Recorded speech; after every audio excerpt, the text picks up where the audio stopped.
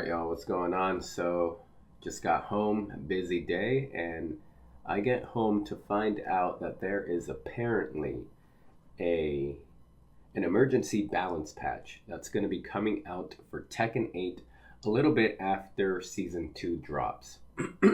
Also, I'm getting better. I'm almost there, so my bad if I'm clearing my throat and coughing, but I'll try not to. But going back to the main topic, what's going on here is that season 2 drops in 2 days on Monday. And if you remember last week, there was a Tekken Talk Live that showcased some of the changes that we're going to be expecting for season 2. And the feedback on that was negative. I'm talking about like 90 to 95% of the player base did not like what they heard. And the feedback was so negative on Twitter, on YouTube. And apparently, the developers could not ignore it. They could not ignore it because what we got here is that they're telling us that there will be an update that comes a little bit after Season 2 drops in order to address some of these issues that were brought up as customer feedback. So going down the list right here, and as you can see right here, let me see. No, I think it says it a little bit down. But kind of going down the list here, it's a little bit more or less on what we know. Talk about the heat system, how you're going to be able to do crouching moves out of that. That's all good. We know that, that's set and done. What stuck out to me in this is that right here, regarding future adjustments.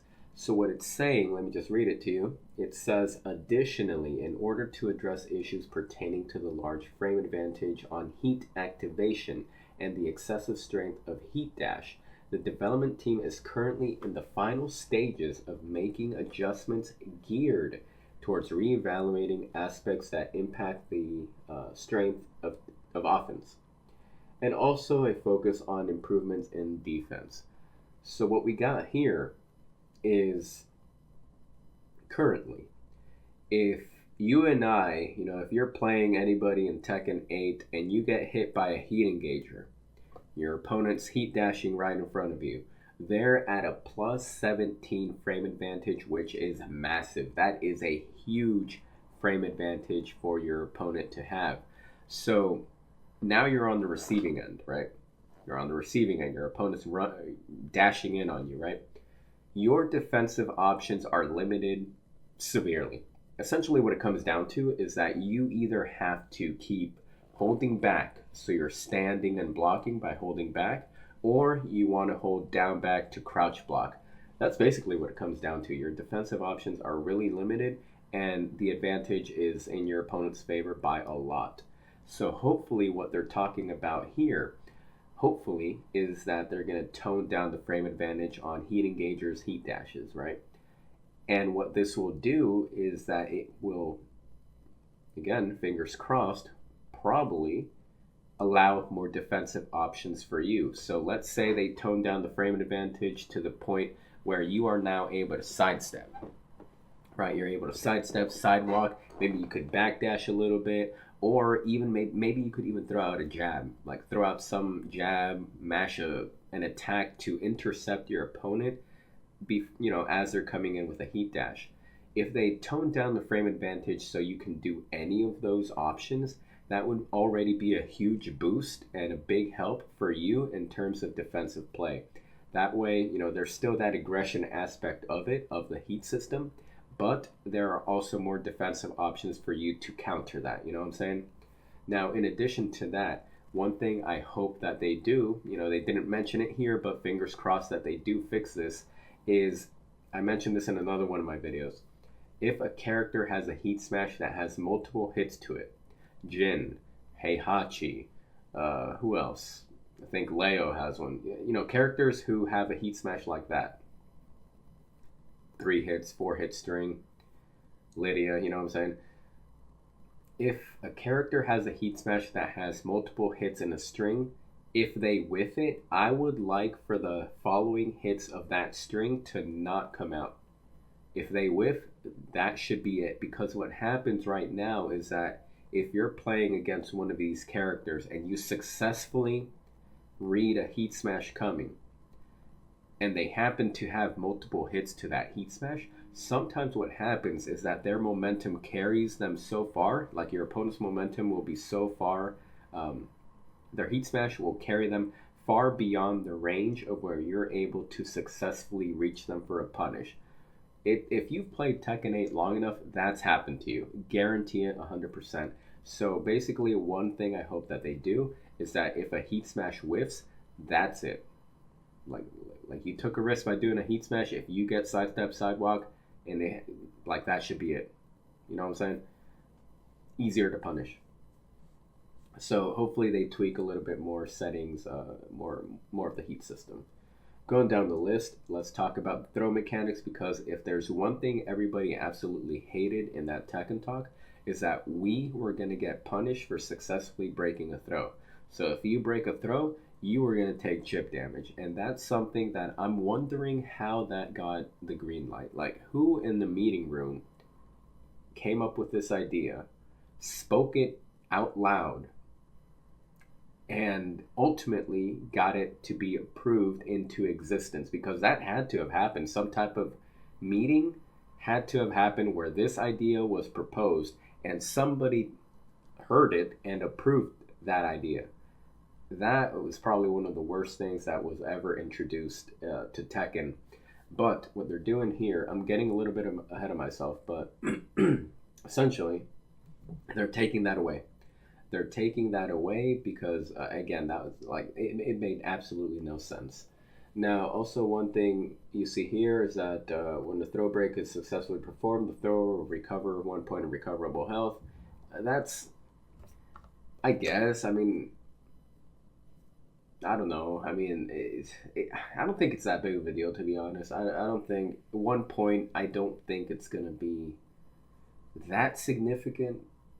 Never know, but it's whatever at this point. The big thing that I care about the most is that we will not be taking chip damage for successfully having good defensive options in throw breaking, because people practice throw breaks because there are command throws that can only be broken by pressing 1, 2, or 1+2. You know what I'm saying? And if you get damage for that's insane. That's crazy. So I'm glad they're taking that out.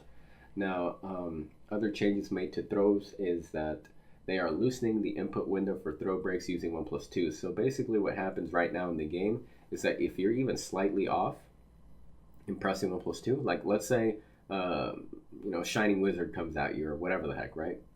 You press 1+2. If you're slightly off and your finger hits the 1 and 2 button even a fraction of a second late, like a 1-2 motion, the throw break will not come out and you'll eat that throw basically. So what they're doing is they're establishing a little bit more wiggle room. They're making it a little bit more lenient into breaking throws using 1+2. And this isn't just a problem for the casual player or the semi-competitive player or whatever the heck. This has been a problem for even top professionals. You look at the 10v10 Korea versus Pakistan. There were players at that top level like Nee, Arslan, whoever the heck, who were having trouble breaking throws with 1+2. And I think it is because of that very weird, strict, if you want to call it that, throw break window for 1+2. So they're making it a little bit more easier to do that. And that, of course, helps people who don't use the button binds, who don't bind buttons. I never have a button set to 1+2. I just play normally right out of as is, you know what I'm saying? So this is going to help a lot of people. Good change. And then also recovery increased for whiffed normal throws coming out of 1+3 and 2+4. So that's also another good change, because sometimes if you're backdashing away for the opponent and they come in and they whiff a throw, they do recover a little bit faster than I would like, and so sometimes you might not get a punish. Same if you're like if you successfully duck a throw, for example. Sometimes you're not going to be able to get that punish, but hopefully with this increased recovery time, that helps in that issue. What else do we got here? So, I mean, basically, I'm just kind of summarizing what I see here. I'll leave a link to this, the patch notes in the description, so you can read it for yourself as well. But overall, if anything, at least the developers are showing that they are listening and they're willing to listen to customer feedback and make the game a little bit healthier to play. Because some developers straight up don't do that, you know what I'm saying? Now, like I said, as you can see, These changes, it says that these changes will be applied as soon as possible, but there might be not bad, y'all. But there might be a slight delay following the release of version 2.00. So essentially what it comes down to, Tekken 8 Season 2 will release on Monday, and we'll probably, not probably, it looks like we will be playing with the patch that has chip damage on broken throws. Stuff like that. It looks like this patch will be coming as soon as they possibly can get it out, like some type of emergency hotfix patch. So it might be a week, might be 2 weeks, might be less. But what we do know for sure is that the adjustments are scheduled to be completed before the opening of the Tekken World Tour 2025 season on May 9th. So no matter what happens, by the start of that competitive circuit, the TWT on May 9th, we will have these changes in the game. But it looks like we will have to play with the current build, which is going to include the chip damage for throw breaks. Heat is still going to be what it is. All of this is going to come later, and but hopefully it's sooner than later. We'll just have to keep an eye out, obviously. But like I said, that's kind of what it comes down to.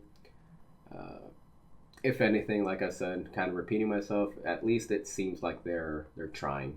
They're trying, so that's always, good for them. Like I said, some developers don't do that, so if anything, it's good. And hopefully, in the long run, this will make Tekken 8 a little bit more of a more balanced game for competition, because there's a lot of we all know we all know the issues of it at the moment. But I like Tekken 8. It's a fun game. I like playing it. But there are, in fact, things that are a little bit too overwhelming and things that could be balanced out a little bit more. So, like I said, this patch seems to be going in the right direction. Hopefully, we'll see. Only time will tell until we get our hands on the actual build. Other than that, I'm going to call it here. Let me know what y'all think about this change. And other than that, have a good day. Stay safe out there. Have a good night wherever the heck you are.